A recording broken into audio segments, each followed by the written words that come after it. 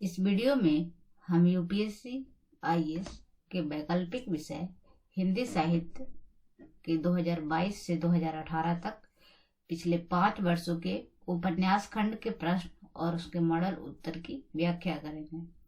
इससे पहले हमने कहानी खंड पर 2 वीडियो बनाया था, जिसमें कहानी खंड से पूछे गए प्रश्नों पर विस्तार पूर्वक चर्चा किया था। अगर आपने वो वीडियो नहीं देखा है तो प्लीज मेरे चैनल पर इसे जाकर देख लें। इसमें पहले हम सिलेबस देखते हैं, जो प्रश्न पत्र 1 का सिलेबस है। उपन्यास और यथार्थवाद, हिंदी उपन्यासों का उद्भव और विकास, प्रमुख उपन्यासकार प्रेमचंद, जैनेन्द्र, यशपाल, रेणु और भीष्म साहनी। हिंदी साहित्य पाठ्यक्रम प्रश्न पत्र 2 का सिलेबस है। इसमें गोदान, जो कि प्रेमचंद का उपन्यास है, दिव्या, यशपाल का, मैलांचल, रेणु का और महाभोज मन्नू भंडारी का। ये 4 उपन्यास हमारे सिलेबस में लगा हुआ है और ये बहुत बहुत महत्वपूर्ण है। आप देखेंगे कि इससे हर साल सवाल बनाए गए हैं। अब हम ये प्रश्न पत्र 1 में पूछे गए सवाल है, जिसमें 2022 में पूछा गया है, हिंदी उपन्यास के विकास में प्रेमचंद के योगदान का आकलन कीजिए, 15 नंबर। दूसरा सवाल है, कृष्णा सोबती के उपन्यासों में चित्रित नारी चेतना पर संक्षिप्त प्रकाश डालिए, 15 नंबर। 2021 में सवाल पूछा गया, रेणु की कथा भाषा, 10 नंबर। दूसरा सवाल है, उपन्यास के विकास में यशपाल के योगदान पर चर्चा कीजिए, 15 नंबर। और तीसरा सवाल है, कृष्णा सोबती के कथा संसार पर प्रकाश डालिए, 15 नंबर। नेक्स्ट 2020 में जो सवाल पूछा गया है, पहला, भारतीय नवजागरण हिंदी गद्य के विकास की आधार भूमि है, इस कथन की समीक्षा कीजिए, 15 नंबर। दूसरा, भीष्म साहनी के उपन्यासों में निहित सामाजिक चेतना पर प्रकाश डालिए, 20 नंबर। 2019 में सवाल बना है, प्रेमचंद के उपन्यास भारतीय कृषक जीवन के सच्चे दस्तावेज हैं, इस कथन की सार्थकता पर विचार कीजिए, 20 नंबर के सवाल है। 2018 में अगेन कोई भी सवाल नहीं पूछा गया। ये पेपर 2 है, यहाँ पे गलती से 2017 प्रिंट हो गया, 2018 होगा, क्योंकि इस पूरे वीडियो में हमने 2022 से 2018 तक के प्रश्न लिए हैं। ये प्रश्न पत्र 2 का खंड रखा है। इसमें 2022 में जो सवाल पूछा गया है उसको आप यहाँ पे एक नजर में देख सकते हैं। ये देखिए,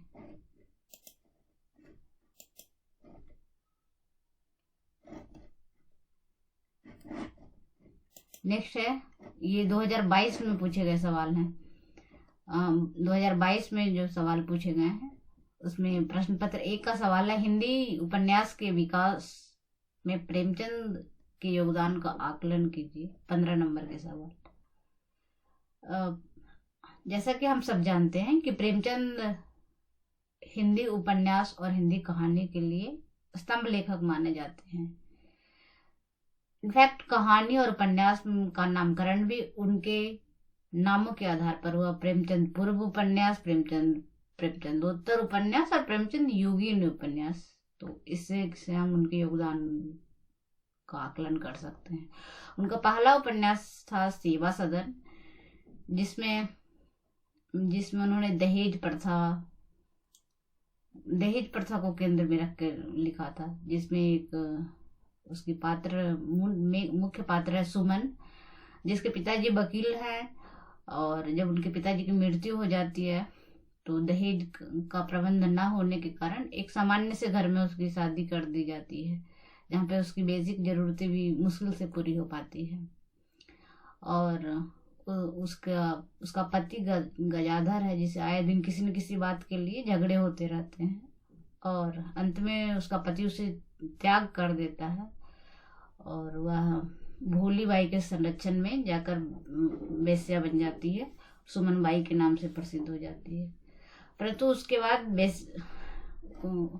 उसके वेश्या बनने के पश्चात होता यह है कि उसकी छोटी बहन की शादी उसके कारण नहीं हो पाता। पूरे गांव इलाके में फैल जाता है कि ये वेश्या की बहन है, तो उसकी बहन की शादी नहीं हो पाता। फिर वह उसके बहुत बहुत प्रयास के पे उस शादी हो जाती है उसकी बहन की, परंतु बाद में पता चलता है कि वह बहन भी उसे नहीं पूछती, क्योंकि वो वैसे समाज से संबंध रखती है। और अंत में प्रेमचंद ने इसका समाधान बताया है, सुख की सेवा सदन की स्थापना किया और सुमन और उसके जैसे लोग, जैसे लड़कियों के लिए आश्रय प्रदान कर किया। इसके अलावा जो उनके उपन्यास है गोदान है, जो महाकाव्य है जिसमें किसान जीवन की त्रासदी की कथा कही गई है। इसके अलावा रंगभूमि है जिसका नायक सूरदास है, जो अपने जो पुरखों की जमीनों से बचाने के लिए अंत तक लड़ाई करता है बड़े बड़े कंपनी के मालिकों से, बड़े बड़े अधिकारियों से। तो इस प्रकार प्रेमचंद का एक अन्य उपन्यास है गबन, जिसमें उन्होंने एक स्त्री की गहनों के प्रति लालसा, और वह लालसा इतनी ज्यादा बड़ी हो जाती है कि उसके कारण उसका पति है जो गबन करता है, कई तरह के भ्रष्टाचार करता है। उसके कारण उसको जब जेल होता है तो उसकी पत्नी वो गहने बेचकर फिर उसे छुड़ाती है। इसका मतलब है कि प्रेमचंद ने लगभग सभी विषयों पर उन्होंने अपनी लेखनी चलाई है। नेक्स्ट जो दूसरा सवाल है, कृष्णा सोबती के उपन्यासों में चित्रित नारी चेतना पर संक्षिप्त प्रकाश डालिए। कृष्णा सोबती का एक उपन्यास है मित्रों मर जाने, जिसकी नायिका है मित्रों, उसका नाम सुमित्रावंती भी है। वह अपने मतलब उसका जो पति है जो 3 भाई है उसमें वो मंझली है, परंतु वह अपनी विचारधारा है, अपनी यौनिकता को लेकर बिल्कुल स्वतंत्र है, वो किसी से डरती नहीं है। उसका आए दिन उसका पति सरदारी है जो उसके इसलिए मारपीट करता है, परंतु वह अपना जेठ बनवारी के सामने भी नग्न हो जाती है और उसे दिखाना चाहती है कि आओ मुझे मेरा भोग करो। तो इस तरह की वो बेबाक नारी है। और जो उसके दूसरा जो उपन्यास है 3 पहाड़, उसकी जया भी प्रेमाकांक्षी है, उसे भी लगता है कोई हमें प्यार करे, परंतु वह प्यार आत्मसम्मान के साथ हो, और अगर ऐसा वो कोई नहीं कर सकता तो उससे उसकी मृत्यु भी ज्यादा अच्छी लगती है।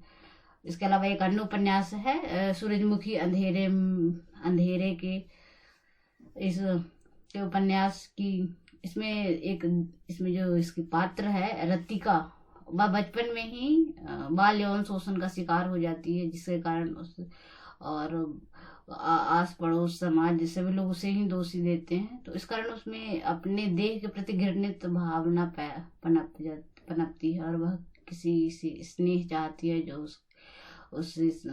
उसके दुख दर्द को बांट सके। और इसके अन्य एक उपन्यास है ए लड़की, इसमें एक जीवन के बिल्कुल अंतिम मतलब मृत्यु की सैया पर लेटी एक जीवट वृद्ध की कथा है, जो वो निडर होकर अपनी मृत्यु के स्वागत के लिए तैयार है। इस प्रकार कृष्णा सोबती के जो स्त्री पात्र हैं वह कई रूप में हमें दिखते हैं। नेक्स्ट है प्रश्न पत्र 2 का सवाल है। पहला है, कौन कहता है कि हम तुम आदमी हैं, हमें आदमियत कहाँ। आदमी वह है जिसके पास धन है, अख्तियार है, इल्म है। हम लोग तो बैल हैं और जुतने के लिए पैदा हुए हैं। यह व्याख्या वाला प्रश्न है। उपरोक्त उदाहरण है जो प्रेमचंद कृत गोदान से संकलित है। इसमें भोला है जो होरी से कह रहा है कि हम, और भोला होरी से कह रहा है। इन पंक्तियों के माध्यम से प्रेमचंद ने एक आम आदमी, एक ग्वाला, एक किसान, एक गरीब आदमी की व्यथा को व्यक्त करने का प्रयास किया है। दूसरा सवाल है,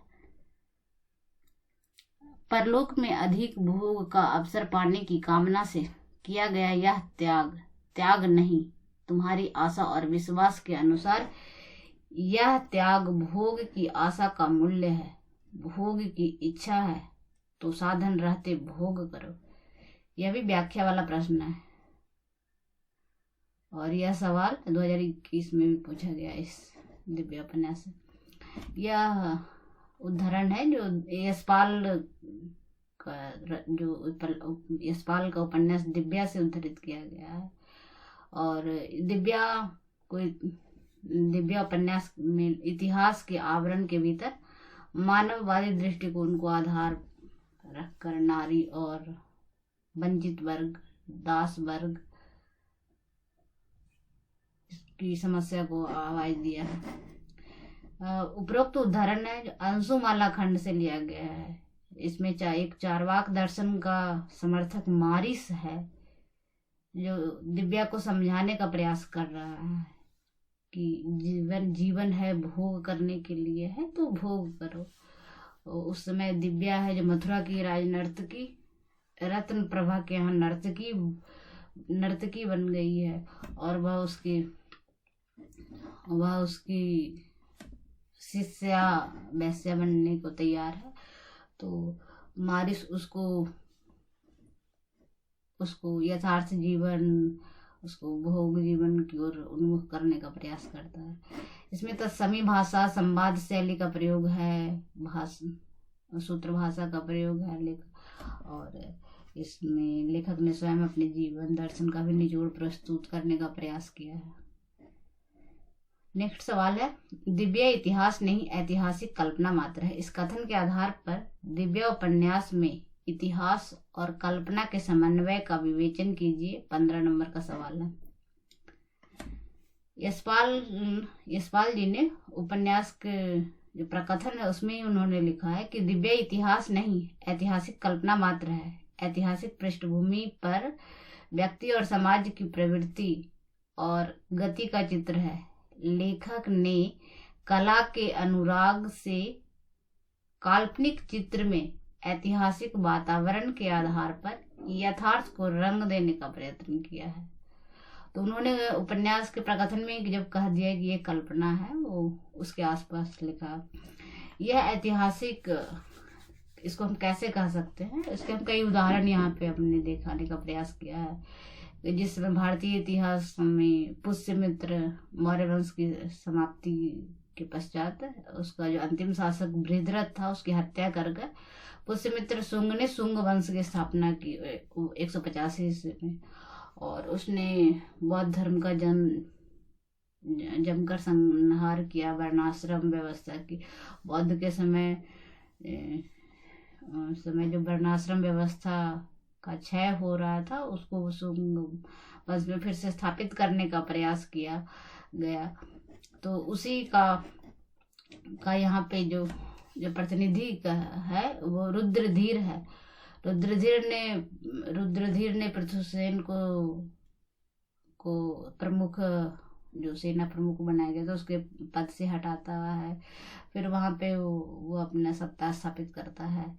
परंतु जिस पुष्यमित्र शुंग ने बृहद्रथ की हत्या कर दी थी, खुलेआम हत्या की थी, और यहाँ रुद्रधीर है जो पृथुसेन को माफ कर देता है। इसके अलावा अन्य कई प्रसंग हैं, जैसे सागल का कला की दृष्टि से उन्नत होना, वस्त्राभूषण, मदिरा के साथ साथ दासों का व्यापार, ये सभी इतिहास सम्मत है कि ये मथुरा, सागल, ये सब इन सब चीजों में कला, दास व्यापार ये सब में उन्नत था। तो इस कारण हम कह सकते कि इतिहास के आसपास लिखा गया उपन्यास। नेक्स्ट जो सवाल है, गोदान की भाषा और उसके शिल्प की विशेषता बताइए। ये 15 नंबर के सवाल है। नागेंद्र प्रेमचंद की भाषा पर लिखते हैं कि गोदान की भाषा की खूबी यह है कि शब्दों के चुनाव एवं वाक्य योजना की दृष्टि से उसे सरल एवं बोलचाल की भाषा में कहा गया है। पर भाषा की इस सरलता को निर्जीवता, एक रसता एवं अकाव्यात्मकता का पर्याय नहीं समझा जाना चाहिए। भाषा के सटीक, सार्थक एवं व्यंजनापूर्ण प्रयोग में वे अपने समकालीन ही नहीं बाद के उपन्यासकारों को भी पीछे छोड़ देते हैं। इसका भी हम एक उदाहरण लेते हैं कि ऊपर में एक हमारा उदाहरण आया था कौन कहता है कि हम तुम आदमी हैं, हम में आदमियत कहाँ। तो इसमें ये छोटे छोटे लाइन है, हम में आदमियत कहाँ। इसके माध्यम से वो एक गरीब आदमी की व्यथा बताने का प्रयास किया है। ये छोटे छोटे भाषा हैं उनके। इसके अलावा प्रेमचंद ने सहज सामान्य मानवीय व्यापारों को मनोवैज्ञानिक स्थितियों से जोड़कर उसमें एक सहज तीव्र मानवीय रुचि पैदा की है। जैसे यहाँ भोला कह रहा है कि हम लोग तो बैल हैं और जुतने के लिए पैदा हुए हैं। यहाँ से अपनी तुलना बैल से करने का मतलब है कि जिस प्रकार बैल का काम है केवल काम करते जाओ, उसे किसी जीवन में किसी और चीज की कोई लालसा ना हो, तो इस प्रकार प्रेमचंद ने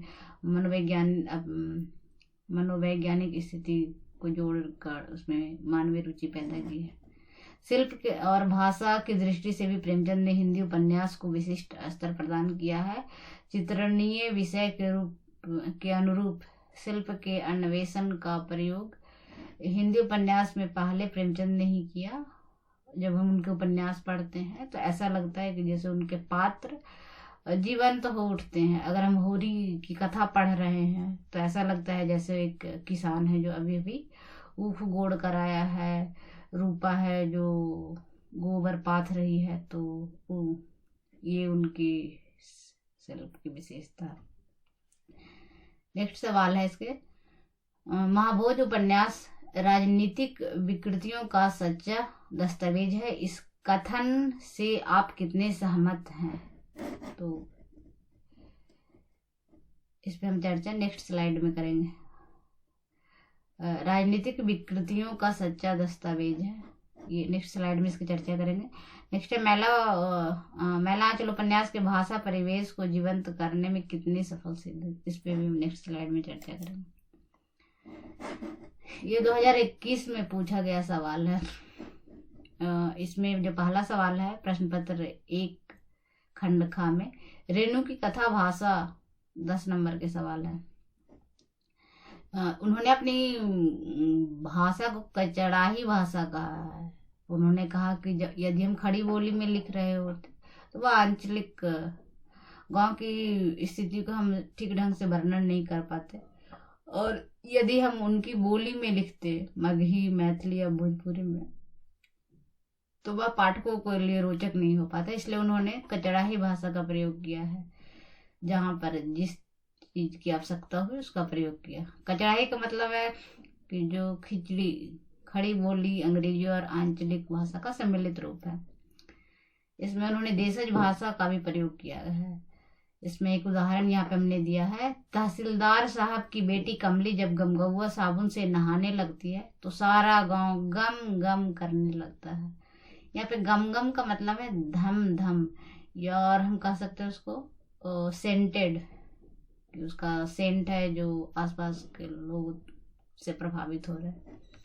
इसके अलावा अंग्रेजी के शब्द यहाँ पे इस उपन्यास में विकृत और तद्भवीकृत रूप में आते हैं। जैसे भैंस जर्मन, ये वाइस चेयरमैन को गांव के लोग भैंस जर्मन कह रहे हैं। रायबरेली के लिए लाइब्रेरी, स्टेशन के लिए स्टेशन, तो ये सब है।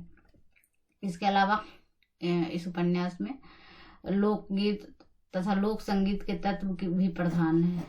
इसमें भौजी के गीत, भौजिया, विदापद, जाट जट्टिन का खेल, इस तरह के लोक नृत्य हैं। इसमें यहाँ पे एक लोकगीत है, याद जो आवे हैं प्यासी तोहरी सुरतिया से, साले करेजवा में तीर जी। तो नेक्स्ट जो सवाल है, उपन्यास के विकास में यशपाल के योगदान पर विचार कीजिए, 15 नंबर के सवाल है। उनका उपन्यास है दादा कॉमरेड, देशद्रोही, पार्टी कॉमरेड। इन तीनों उपन्यास में उन्होंने कम्युनिस्ट विचारधारा को कांग्रेस और गांधीवादी विचारधारा से सर्वश्रेष्ठ बताने का प्रयास किया है। इसके अलावा उनके अन्य उपन्यास है दिव्या, जिसमें उन्होंने नारी समस्या, जिसमें नारी को भोग्या माना जाता है, उसके अलावा नारी स्वतंत्र नहीं है, वह पराधीन है, इनफैक्ट वहाँ पे बौद्ध धर्म भी कहता है कि नारी दास भी स्वतंत्र नहीं है, दासी भी स्वतंत्र नहीं है। तो इस उसमें वर्णाश्रम व्यवस्था पर चोट करने का प्रयास किया है, और यशपाल ने उपन्यास के अंत में नारी स्वतंत्रता का भी घोषणा करने का प्रयास किया। और इसके अलावा जो उनका उपन्यास है झूठा सच, उसमें उसमें झूठा सच उपन्यास के 2 भाग हैं, देश और उसका ये पहला जो भाग है, दो जिसमें पहले भाग में विभाजन और उस समय की स्थितियों के बारे में चर्चा किया गया है, और उस समय क्या हालात थे, विभाजन क्यों करना पड़ा। और जो दूसरा खंड है देश और उसका भविष्य, उसमें यशपाल ने ये दिखाने का प्रयास किया कि जो शरणार्थी पंजाब प्रांत से भारत में आए, उनके विस्थापन में क्या क्या समस्याएं हो रही है, तो वो सारा कुछ दिखाने का प्रयास किया उन्होंने। उनका अन्य उपन्यास है अप्सरा का सांप, जिसमें पौराणिक दुष्यंत और शकुंतला की प्रेम कहानी को आधार बनाया गया है। परंतु यहाँ दुष्यंत है जो सामंती और रूप लोलुप समाज का प्रतीक है, जहाँ वहीं जो शकुंतला है शोषित और असहाय नारी है। दुष्यंत उस नारी का शोषण करके उसे छोड़ देता है और बाद में उसे पहचानने से भी इनकार करता है, तो इसको आधार बनाकर इन्होंने लिखा। नेक्स्ट इनका उपन्यास है क्यों फंसे। इसमें उन्होंने परंपरागत स्त्री पुरुष संबंधों पर प्रश्न चिन्ह लगाया है। वो कहते हैं कि परंपरागत जो स्त्री पुरुष संबंध है वो इसलिए बनाए गए थे कि वहां पे नारी आत्मनिर्भर नहीं है। आज के समय में जब नारी आत्मनिर्भर है, वो अपने और अपने बच्चों का भरण पोषण कर सकती है, तो उसे अपने पति या पति को अपनी पत्नी के साथ जब आकर्षण ना हो तो साथ रहने की जरूरत नहीं है। तो इस उन्मुक्तता की बात करते हैं। और नेक्स्ट सवाल है कृष्णा सोबती के कथा संसार पर प्रकाश डालिए। इस पर अभी हमने 2022 वाले ईयर में चर्चा की थी। और प्रश्न पत्र 2 है खंड खा। प्रेम में कुछ मान भी होता है, कुछ महत्व भी। श्रद्धा तो अपने को मिटा डालती है और अपने मिट जाने को ही अपना इष्ट बना लेती है। प्रेम अधिकार करना चाहता है, जो कुछ देता है उसके बदले में कुछ चाहता भी है। ये 10 नंबर के सवाल है। ये अगेन गोदान से लिया गया है, जिसमें मेहता अपने और मालती के रिश्ते के विषय में सोच रहा है।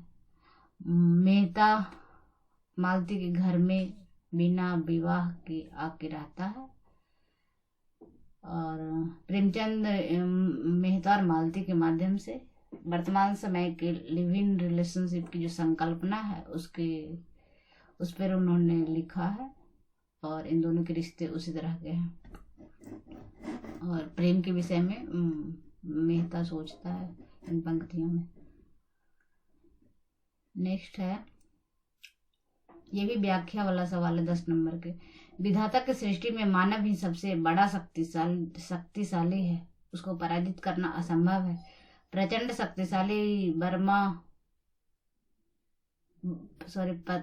शक्तिशाली बमों से भी नहीं, पागलों आदमी है, गिनीपिग नहीं, सवारी ऊपर मानुष सत्य। उपरोक्त कथन है जो फणेश्वर नाथ रेणुकृत मैलांचल से लिया गया है। इसमें रेणु ने दिखाया, इन पंक्तियों में दिखाने का प्रयास किया है कि मानव है जो कितना शक्तिशाली है। और रेणु इसलिए भी दिखा रहे हैं कि उन्होंने इस जो मेरीगंज का जो गांव है, जहाँ पे मलेरिया से इतने सारे लोग मलेरिया से ग्रसित होते हैं और फिर भी जी जाते हैं, वह एक शाम खाते हैं फिर भी जी रहे हैं। तो इस तरह से इसलिए उन्होंने इस पर कटाक्ष किया कि मानव है, उसको पराजित नहीं कर सकता, वो हर हालत में जी ही जाएगा। और नेक्स्ट सवाल है, जिसे तुम नाश कहती हो वह केवल परिवर्तन है। अमरता का अर्थ है आप परिवर्तन। कल्पना करो संसार में कोई भी परिवर्तन ना हो, उस संसार में क्या सुख क्या आकर्षण होगा। अगेन ये यशपाल कृत दिव्या ज्ञानसुमाल खंड से उद्धृत है। इसमें वही चारवाक दर्शन का समर्थक मारिस है जो दिव्या को समझा रहा है कि तुम जैसे दिव्या कहती है कि शरीर का नाश है तो फिर इसको भोग में क्यों लगाएं, ये सब चीजें।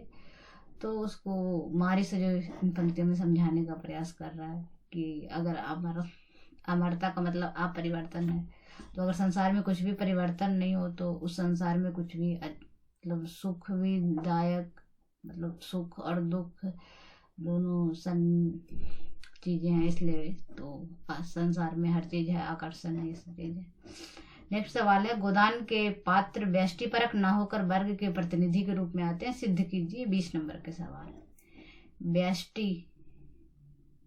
व्यष्टि का मतलब होता है एक व्यक्ति, तो गोदान होरी और धनिया गोबर की कथा ना होकर ये गोदान का होरी है जो संपूर्ण किसान का द्योतक है। अगर हम उस उपन्यास को पढ़कर समस्त उत्तरी भारत के उस समय के हालात को का हम अनुमान लगा सकते हैं कि उस समय किसानों की क्या हालत थी।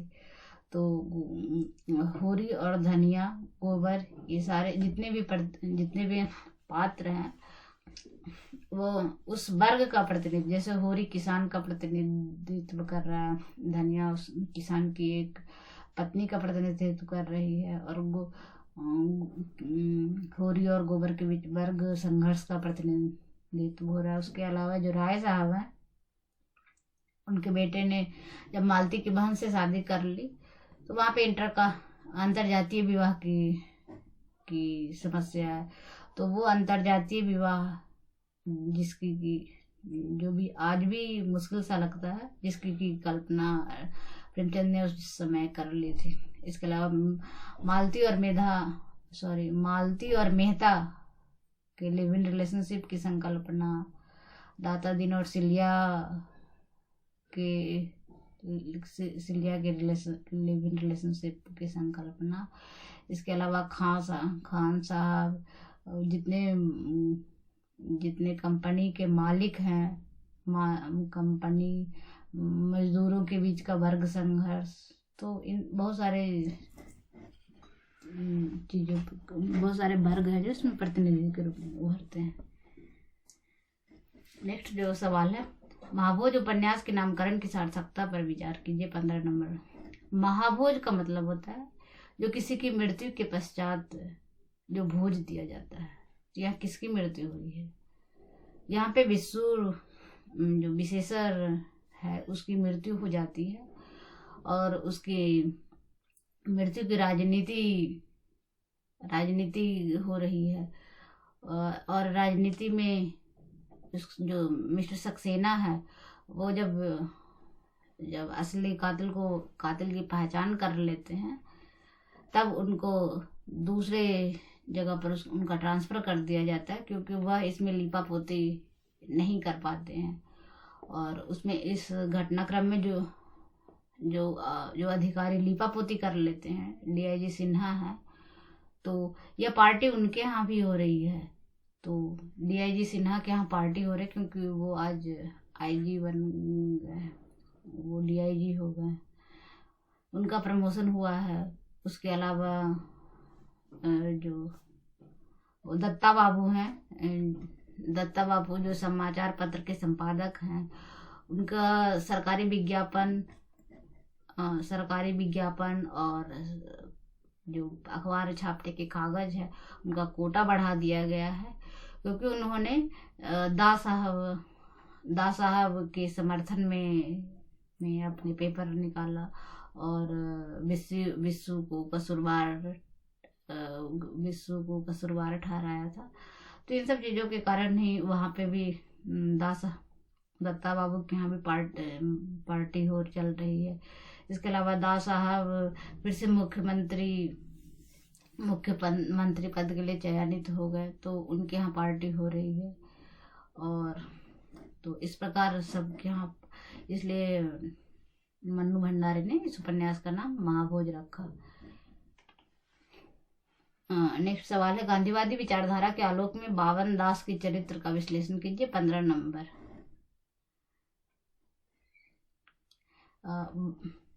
बावन दास है जो गांधीवाद के गांधीवादी विचारधारा के प्रबल समर्थक हैं। वो अपने गांव के जब सीधे साधे लोग ये कहते हैं कि क्या हमें काट के मिलेगा आज़ादी, तो वह गांव के लोगों को समझाता है कि आज़ादी कोई कद्दू और कोहड़ा नहीं है जो हमें काट कर दिया जाएगा, और वो स्वराज का मतलब लोगों को समझाते हैं। कि स्वराज माने अपना राज, भारतवासी का राज। अब अंग्रेज लोग यहाँ राज नहीं करेंगे। ऐ अंग्रेजों, भारत छोड़ो, क्यों कहा था गांधी जी ने। इसलिए बापू ने चिट्ठी का जवाब दिया, भगवान बावन दास जी, आप ही धीरज छोड़ दोगे तो भक्तजनों का क्या होगा। तो और इसके अलावा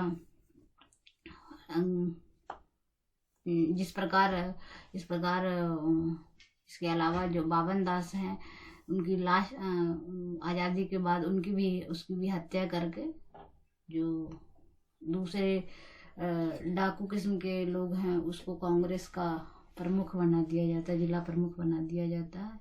तो इस प्रकार जिस प्रकार गांधी जी आज़ादी के बाद वह कांग्रेस और उनकी विचारधारा से बिल्कुल तटस्थ हो जाते हैं, उसी प्रकार बावन दास की हत्या गांधीवादी विचारधारा उसके मूल्यों की हत्या का संकेत है।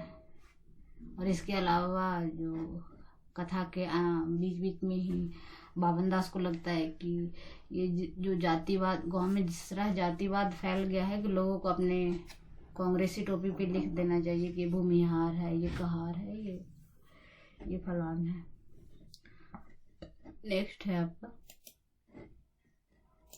नेक्स्ट है 2020 के सवाल है। 2020 में पूछा गया प्रश्न पत्र 1 में पूछा गया सवाल है, भारतीय नवजागरण हिंदी गद्य के विकास की आधार भूमि है, इस कथन की समीक्षा कीजिए। 15 नंबर के सवाल है।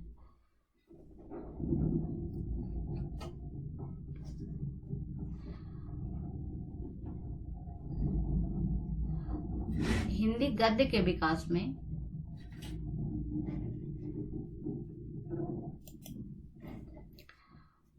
भारतीय नवजागरण का मतलब है कि जागरूक होना। नवजागरण लोग अपने अधिकारों के प्रति जागरूक हैं, और लोग अपने अधिकारों के प्रति जागरूक हैं। स्त्रियां, दलित वर्ग, दास, सभी अपने अपने अधिकारों के प्रति जागरूक है। तो इस जागरण के कारण ही हिंदी गद्य के विकास में उन्होंने आधार प्रदान किया, क्योंकि प्रेमचंद के जितने उपन्यास और कहानियां भी हैं, वो सब में किसी न किसी आदर्श को स्थापित करने का प्रयास किया गया है, किसी न किसी अधिकार को स्थापित करने का प्रयास किया है। जैसे प्रेमचंद का एक उपन्यास है रंगभूमि, जिसमें जो सूरदास है वह अपने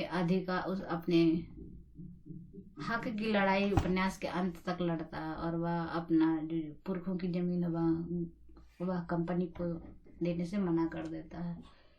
इसके अलावा गोदान का गोबर है, वह भी अपने हक की लड़ाई लड़ता है, और उस हक की लड़ाई के कारण ही होरी और गोबर के बीच वर्ग संघर्ष शुरू हो जाता है।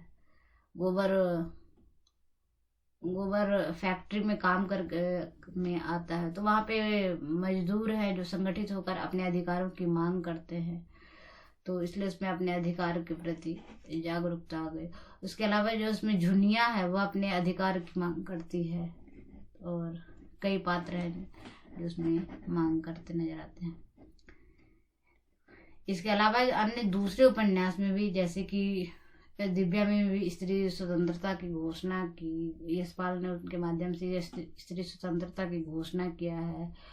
और क्यों फंसे, यशपाल ने का जो उपन्यास है क्यों फंसे, उसमें भी उन्होंने जो पुरानी स्त्री पुरुष संबंध है उसको उन्होंने उसका खंडन किया है।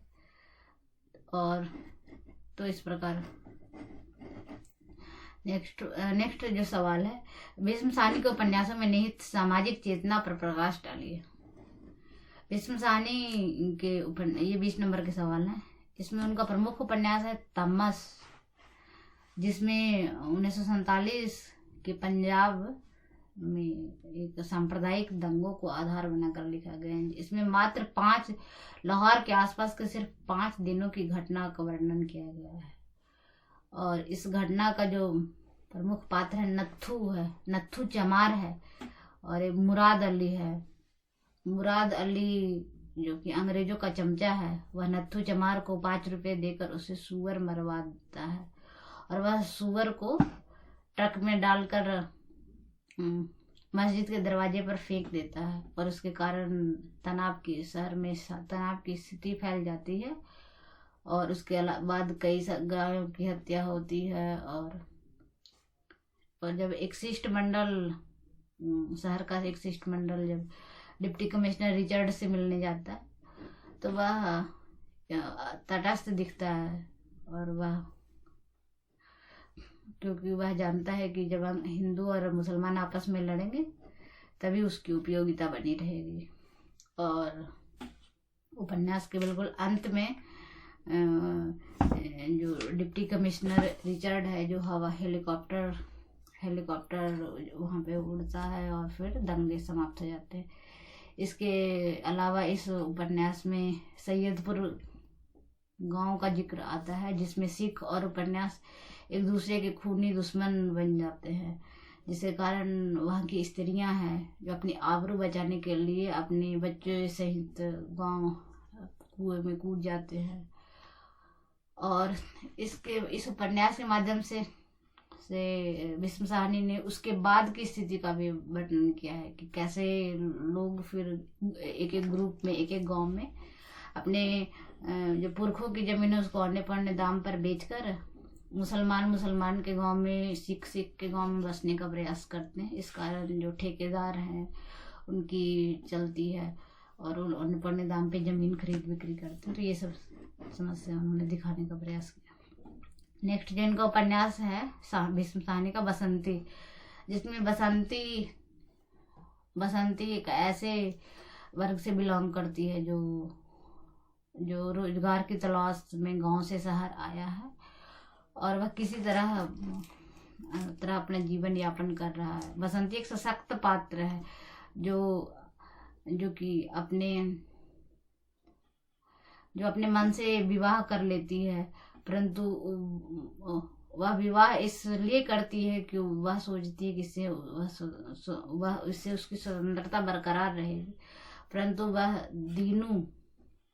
दीनू है जो बसंती से विवाह इसलिए करता है कि उसके भोग के लिए 2 स्त्री हो, और बसंती उसकी दूसरी पत्नी बनती है। और उपन्यास के अंत में बसंती है जो घर में कमाती है, परंतु उसकी इज्जत एक रखेल और की तरह ही रह जाती है। तो और उपन्यास के अंत में दीनू अपनी पत्नी रुक्मी और बेटे को लेकर चला जाता है, और बसंती अपने बेटे के साथ रह जाती है। तो इसके माध्यम से साहनी ने दिखाने का प्रयास किया है कि स्त्री स्वतंत्र होकर भी स्वतंत्र नहीं है। नेक्स्ट जो उपन्यास एक है कड़ियाँ, इसमें विवाहेतर संबंधों, मध्यवर्ग के दोहरे मानदंड, पारिवारिक संस्थाओं का विरोधाभास, इस पे उन्होंने कटाक्षी किया है। इसका जो पात्र है महेंद्र है, और उसकी पत्नी प्रमीला है, परंतु महेंद्र का प्रमीला से अब लगाव खत्म हो गया है। इसलिए वह अपने सहकर्मी सुषमा है उसके साथ पहले दोस्ताना संबंध रखता है, फिर शारीरिक संबंध में तब्दील हो जाता है, और बाद में वह प्रमिला से तलाक भी ले लेता है। नेक्स्ट जो उपन्यास है उनका मैयादास की माड़ी, इसमें 3 पात्र हैं, मैयादास, धनपत और हुकूमत राय।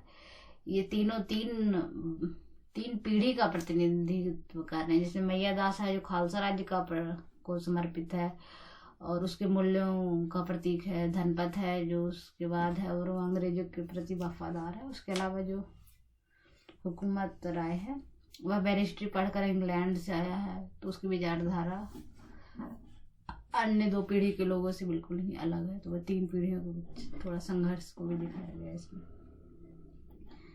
प्रश्न पत्र 2 है, उसका में सवाल पूछा गया है, मैं प्रेम को संदेह से ऊपर समझती हूँ।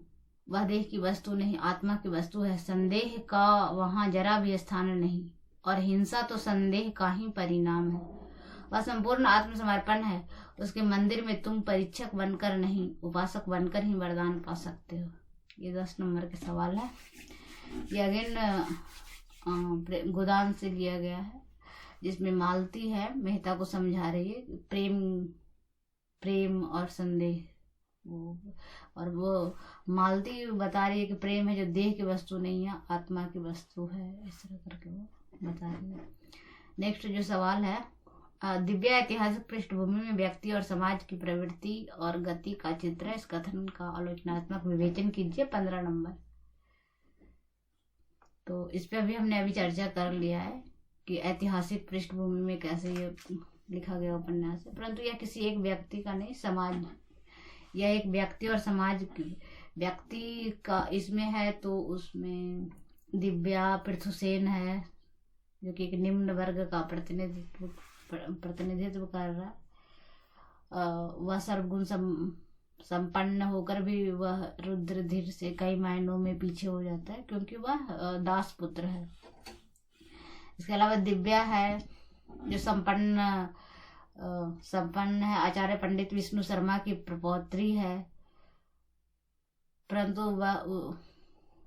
वह जब दास पुत्र पृथुसेन से शारीरिक संबंध रखती है और उसके बच्चे को उसके बच्चे की माँ बनने वाली होती है। और पृथुसेन का पिता दिव्या और पृथुसेन को अलग कर देता है। तब तो उसमें दिव्या अपना घर छोड़कर फिर एक दासी के रूप में जीवन यापन, दारा नामक दासी के रूप में जीवन यापन करती है। वहां भी अपने पुत्र को जन्म देने के लिए ही दासी बनती है, परंतु वहां भी वह अपने पुत्र को वह अपना हक नहीं दे पाती, उसे अपना दूध नहीं पिला पाती और अंत में उसके पुत्र की मृत्यु हो जाती है, जिसके बाद वह स्वतंत्र जीवन जीना चाहती है। और बौद्ध धर्म के जब संरक्षण में जाती है तो वो वहाँ कहते हैं कि दासी भी स्वतंत्र नहीं है, वेश्या जबकि वेश्या स्वतंत्र है, तो फिर वह वेश्या बनने का निर्णय करती है।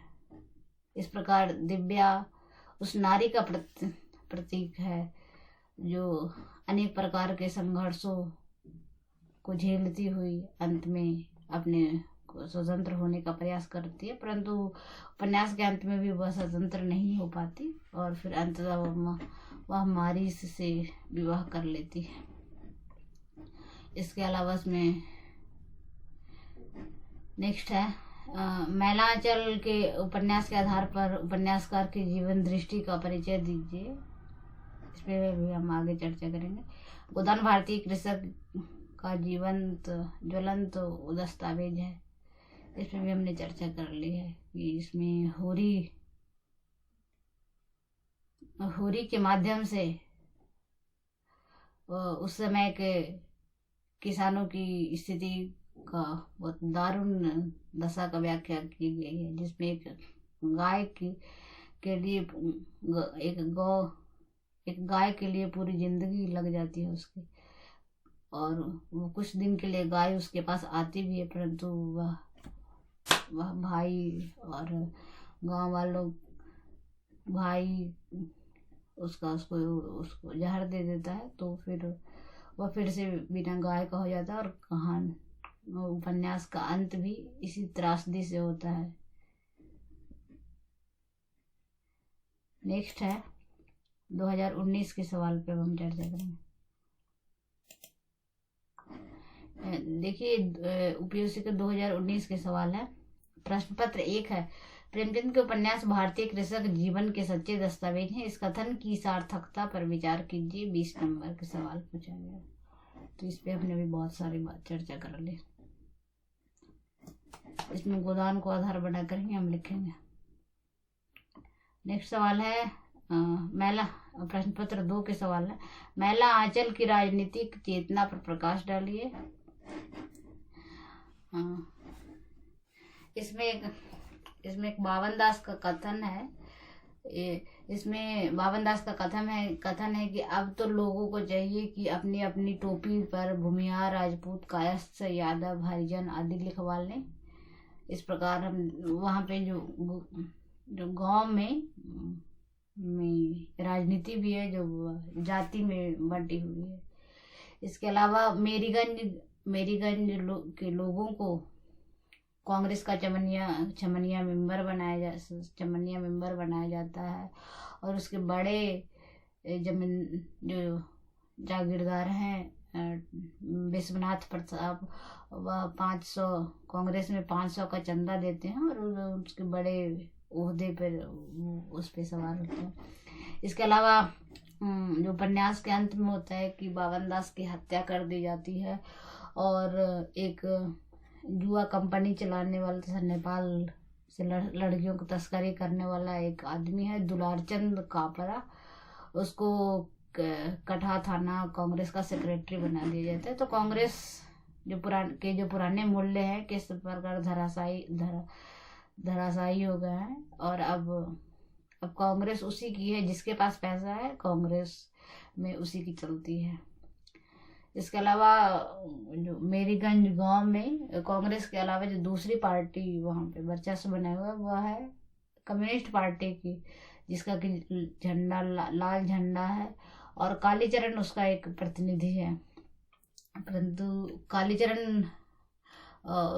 कालीचरण भी देखता है कि ये सोशलिस्ट पार्टी में एक से एक जो डाकू और डकैत है उसको प्रमुख बना दिया गया है, और हमारे जैसे छोटे कार्यकर्ता जो बहुत काम तो बहुत करते हैं परंतु उनको ना तो कुछ पैसे दिए जाते हैं और ना ही उन्हें कोई अधिकार दिया जाता है। तो इस प्रकार की राजनीति गांव में होती है। इसके अलावा बलदेव है जो कांग्रेस का प्रतिनिधि है, और वह अपने जो डरपोकपन है उसको भी ढकने के लिए वह अहिंसावाद का सहारा लेता है। तो इस प्रकार के पात्र हैं उसमें। इसके अलावा चरित्र कर्मकार है, और ये भी दिखाया गया कि राजनीति इस कदर हावी हो जाती है कि जो उसमें डॉक्टर प्रशांत जो बिल्कुल तटस्थ रहते हैं, वो भी जब संथाली जब घायल हैं और उनके ऊपर जब वो रिपोर्ट बनाते हैं, और ऐसा उनके रिपोर्ट को आधार बनाकर डॉक्टर प्रशांत को जेल दे दिया जाता है, इस आधार पे कि उनके घर में कम्युनिस्ट से संबंधित किताबें मिली है। तो कांग्रेस किस हद तक गिरती है, इस सब का चित्रण इस उपन्यास में है। नेक्स्ट सवाल है, दिव्या स्त्री स्वतंत्रता का उद्घोषण ना करती है। ये 20 नंबर के सवाल है। इसमें यहाँ पे हम दिव्या इसमें यहाँ पे 2 कथन है, उसके माध्यम से हम स्त्री स्वतंत्रता की बात कर रहे हैं। इसमें पृथुसेन की पत्नी है सीरो, जब पृथुसेन है जो सीरो पर अपना पति होने का हक जताता है और उसे एक पत्नी की तरह रहने के लिए सलाह देता है, तो वह कहती है कि मैं तुम्हारी कृतदासी नहीं हूँ, तुम मेरे आश्रित हो, मैं तुम्हारी आश्रिता नहीं हूँ, मैं तुम्हारे पिंजरे में बंद सारिका नहीं हूँ, तुम्हारी अंग की सेवा की दासिका नहीं हूँ, तुम वेश्याओं से विलास नहीं करते, कितनी दासियां तुम्हारी पर्याप्त सेवा के लिए है, भोग के भिन्न भिन्न सुखों और रसों के लिए तुम्हें कितनी नारियां चाहिए, मेरे लिए भी संसार में केवल तुम ही एक पुरुष नहीं हो। इस अंतिम लाइन के माध्यम से सिरु खुद को स्वतंत्र होने की घोषणा करती है। वह उन महिलाओं से बिल्कुल इतर है जो कि जिनके लिए पति परमेश्वर ही परमेश्वर है। तो और एक दूसरा जो कथन है उसमें आचार्य रुद्रधीर जब दिव्या से कहते हैं कि तुम दिव्या, तुम एक कुल नारी हो, तुम्हारे लिए ये नर्तकी का पद शोभनीय नहीं है, चलो आओ तुम मुझसे विवाह कर लो। इस पर दिव्या कहती है कि आचार्य, ये कुलवधु का जो सम्मान है, कुलवधु, कुल माता, कुल महादेवी का अधिकार आर्य पुरुष का प्रश्रय मात्र है। मतलब ये सब पद तो हमें दे मिलता है परंतु वो पुरुष के आश्रय मात्र है। वह नारी का सम्मान नहीं है, उसे भोग करने वाला पराक्रमी पुरुष का सम्मान उससे गिना जाता है। अरे अपने सत्व का त्याग करके ही नारी वह सम्मान प्राप्त करती, मतलब अपना सब कुछ त्याग करती है तभी उसे है जो पुरुष वह सम्मान देता है। आचार्य दासी को क्षमा करें, दासी हीन होकर वे आत्मनिर्भर रहेगी। तो दिव्या के माध्यम से यशपाल ने दिखाया है कि ये एक नारी है जो कुल नारी भी उस तरह की स्वतंत्र नहीं है, परंतु एक दासी है जो यद्यपि वह हीन है, गिरी हुई है, परंतु वह आत्मनिर्भर है और अपने सत्वहीन होकर जीवित रहेंगे। नेक्स्ट जो सवाल है महाभोज की मूल संवेदना, जिस पर अभी हमने चर्चा की महाभोज के नामकरण पे, वही यहाँ पे भी आंसर होगा इसका। और नेक्स्ट है गोदान में धनिया के चरित्र, धनिया एक उदात्त चरित्र के रूप में आती, 15 नंबर का सवाल है। धनिया एक उदात्त चरित्र के रूप में आती है। वो उसका एक कथन है कि उसके 3 बेटे दवा के अभाव में मर गए हैं। तो वहां पे वो कहती है कि जिस गृहस्थी में पेट भर रोटियां भी ना मिले उसके लिए इतनी खुशामदी क्यों करें। और एक बार जब होरी उसे बहुत पीटता है तो उसमें भी एक स्टेटमेंट है उसका कि लाख बुरा हो पर उसी के साथ जीवन के 25 साल कटे, सुख किया तो उसी के साथ, दुख भोगा तो उसी के साथ, तब अब तो चाहे वह अच्छा हो या बुरा, अपना दाढ़ीजार ने मुझे सबके सामने मारा, सारे गांव के सामने मेरा पानी उतारा, लेकिन तब से कितना लज्जित है। तो अपने यहाँ पे अपने पति उसे चाहे उस नारी का प्रतिनिधित्व करे कि चाहे पति कितना भी मारे वह है तो अपना ही, वह सुख दुख का साथी, ये सब। इसके अलावा दिव्या एक और प्रसंग है जहाँ पे जब उसकी गाय की मृत्यु हो जाती है और उसका भाई, होरी का भाई है हीरा, उसको थाने कचहरी के उसको पुलिस वाले पकड़ कर ले जा रहे होते हैं। और तो दातादीन और सहुआइन ढेर सारा पैसा लाकर हीरा के सामने, होरी के सामने रख देता है कि लो इसमें से कुछ पैसे पुलिस को दे दो। और ये सब इसलिए कर रहे हैं कि इसी बहाने उनका सूद ब्याज का काम है तो इसी के बहाने चलता रहा। परंतु वह जो धनिया वहां पे है एक रणचंडी की भांति उन पैसे को छीन लेती है और वो दिखाती है कि नहीं हम एक पैसे भी नहीं देंगे। तो ये सब वहां पर उसको बहुत सशक्त पात्र बनकर वो आती है। इसके अलावा जो उपन्यास के अंत में है मैं कि जब होरी की मृत्यु हो जाती है वहां का एक कथन स्टेटमेंट है, धनिया यंत्र की भांति उठी, आज जो सुतली बेची थी उसके 20 आने पैसे लाई और पति के ठंडे हाथ पर रखकर सामने खड़े दातादीन से बोली, महाराज घर में ना गाय है ना बच्चियां ना पैसा, यही पैसे हैं, यही इनका गोदान है, और पछाड़ खाकर गिर पड़े। तो इस प्रकार हम देखते हैं कि धनिया के कई रूप हैं। नेक्स्ट 2018 के सवाल हैं। इसमें प्रश्न पत्र 1 में कोई भी सवाल नहीं पूछा गया और प्रश्न पत्र 2 में सवाल पूछा गया, संस्कृति में सदैव आदान प्रदान होता आया है लेकिन अंधी नकल तो मानसिक दुर्बलता का ही लक्षण है। पश्चिम की स्त्री आज गृह स्वामिनी नहीं रहना चाहती। भोग की विदग्ध लालसा ने उसे उच्छृंखल बना दिया है।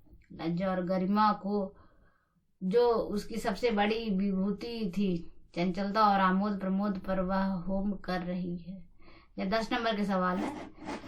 ये उपरोक्त सवाल है जो गोदान में मालती है, जो मेहता से कह रही है कि हमारी जो संस्कृति का आदान प्रदान तो होता ही आया है, परंतु हम उसकी अंधी नकल में है। पश्चिम की स्त्रियां भोग में इतनी ज्यादा उच्छृंखल हो गई है कि अपना जो उसे लाज गरिमा का कोई मतलब नहीं है। दूसरा जो सवाल है, गोदान न केवल ग्रामीण जीवन का बल्कि समूचे भारतीय जीवन की समस्याओं तथा यत्किंचित संभावनाओं का आख्यान है। इस स्थापना का वस्तुनिष्ठ विश्लेषण कीजिए। 20 नंबर के सवाल है।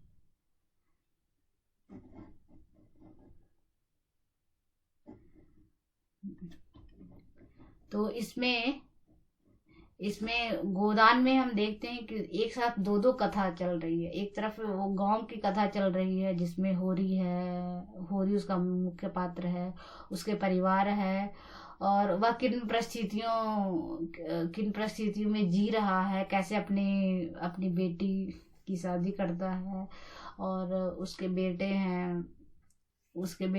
जो एक जुनिया नाम की एक विधवा से शादी कर लेते हैं। तो उसके बाद गांव में क्या क्या समस्या होती है उसको केंद्र में रख एक तरफ वो कथा चल रही है और दूसरी तरफ शहरों की कथा चल रही है जिसमें एक राय साहब हैं, उनके पुत्र ने अंतरजातीय में अति मालती की बहन से अंतरजातीय विवाह कर लिया और फिर मालती और मेहता जो कि कॉलेज के प्रोफेसर हैं, मालती उस जमाने की एक डॉक्टर है और मालती और मेहता लिव इन रिलेशनशिप में रह रहे हैं।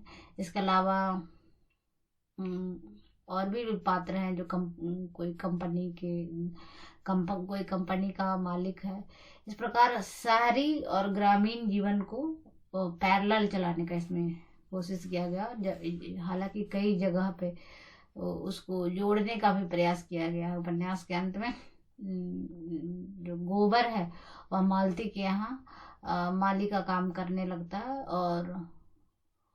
और तब मालती है उसके संस्कारों को देखकर वह उसे पूछना चाहती है कि तुम्हारे माँ बाप कौन है। और उसके बाद मालती है जो होरी और धनिया से मिलने गाँव आती है। तो इस प्रकार कहीं कहीं पे वो ग्रामीण और शहरी कथा को प्रेमचंद ने जोड़ने का प्रयास किया है। तो नेक्स्ट जो सवाल है, मैलांचल ग्रामीण कथा की कलात्मक परिणति है या आंचलिकता की स्वतंत्रता? भारतीय आंचलिक उपन्यासों के परिप्रेक्ष्य में स्पष्ट कीजिए। 15 नंबर। तो ये आंचलिकता की स्वतंत्रता हम इसे कह सकते हैं। क्यों कह सकते हैं? क्योंकि मैलांचल की भूमिका में ही रेणु ने खुद ही घोषणा किया है, यह है मैलांचल एक आंचलिक उपन्यास। कथानक है पूर्णिया, इसमें फूल भी हैं, सूल भी हैं, धूल भी हैं, गुलाब भी हैं, कीचड़ भी हैं, चंदन, सुंदरता भी है, कुरूपता भी है। मैं किसी से दामन बचाकर नहीं निकल पाया। और इसमें वे अपने अंचल को पूरी तटस्थता के साथ दिखाते हैं, किंतु वे जानते हैं कि इस अविकसित और पिछड़े अंचल में सुंदरता से ज्यादा मैलापन ही है। इसलिए उन्होंने इस का नाम मैलांचल रखा। और वहां पे वो लिखते हैं कि जहां बाह्य नैतिकता की धज्जियां उड़ाई जा रही है वहीं आंतरिक नैतिकता के लिए छटपटाहट भी है। इस द्वंद्व के कारण ही मैलांचल आंचलिक उपन्यास है और आधुनिक भी है। अतः मैलांचल की आंचलिकता एवं आधुनिकता को अलग करके नहीं हम देख सकते। कोई भी पात्र चाहे वो कितना भी महत्वपूर्ण क्यों ना हो, वो मैलांचल का केंद्रीय पात्र नहीं बन सका है। रेणु ने ये जो मैलांचल है वो पूर्णिया जिले के मेरीगंज एक गांव है उसकी कथा गई है और उस गांव से जो संबंधित जो भी लोग हैं जो भी बाहर से आने जाने वाले जो भी लोग हैं वो संबंध रखते हैं, वो सब उसके केंद्र में है। नेक्स्ट है, महाभोज में समसामयिक अव्यवस्था का मात्र निदान है अथवा विधेयात्मक समाधान भी तर्कपूर्वक समझाइए।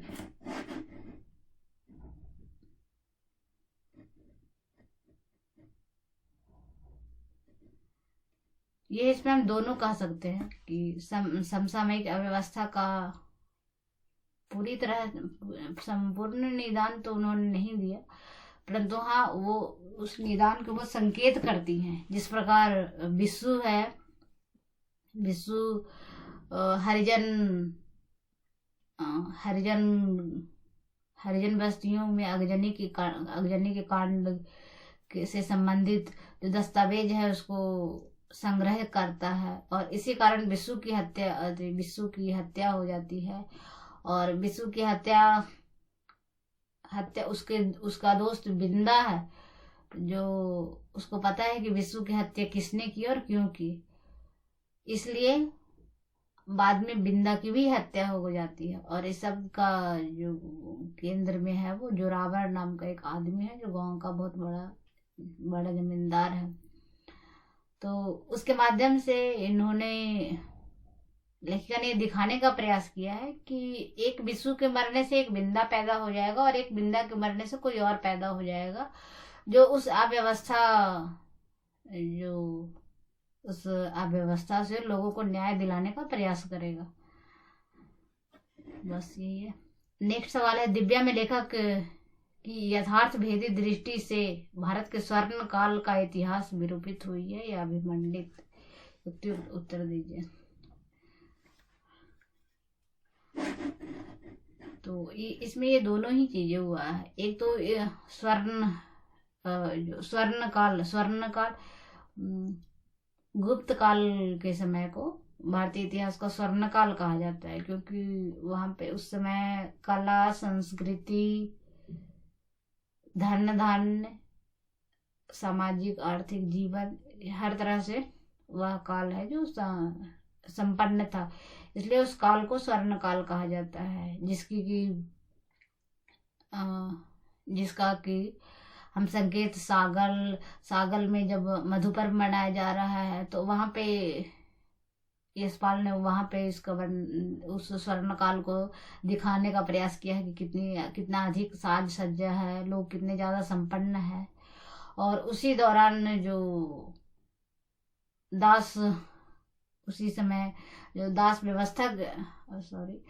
प्रथा की जो समस्या है, नारी समस्या है, यद्यपि नारी उस समय भोग्य और भोग की वस्तु रही है, तो उन सबको उन्होंने दिखाने का प्रयास किया है।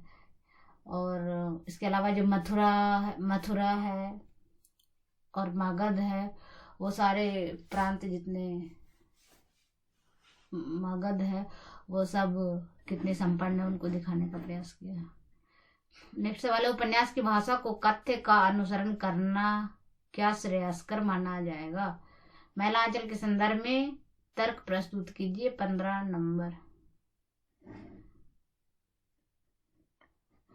तो ये कथन बिल्कुल सही है कि उपन्यास की भाषा को कथ्य का अनुसरण करना श्रेयस्कर माना जाता है, क्योंकि रेणु ने एक कथ्य का मतलब एक संवाद को समझाने का प्रयास किया, और उस संवाद को समझाने का प्रयास के क्रम में उन्होंने उस भाषा को चयन किया। मतलब अगर एक गांव का बिल्कुल एकदम से अनपढ़ गंवार आदमी बोल रहा है तो वह स्टेशन को टीशन बोलेगा, वाइस चेयरमैन की जगह भैंस चेयरमैन बोल रहा है, उसको रायबरेली जो जगह है उसको नहीं बोलना आ रहा है तो वो लाइब्रेरी उसको बोल रहा है। तो एक कथ्य का अनुसरण करने के लिए भाषा का प्रयोग किया गया है। तो ठीक है, थैंक यू फॉर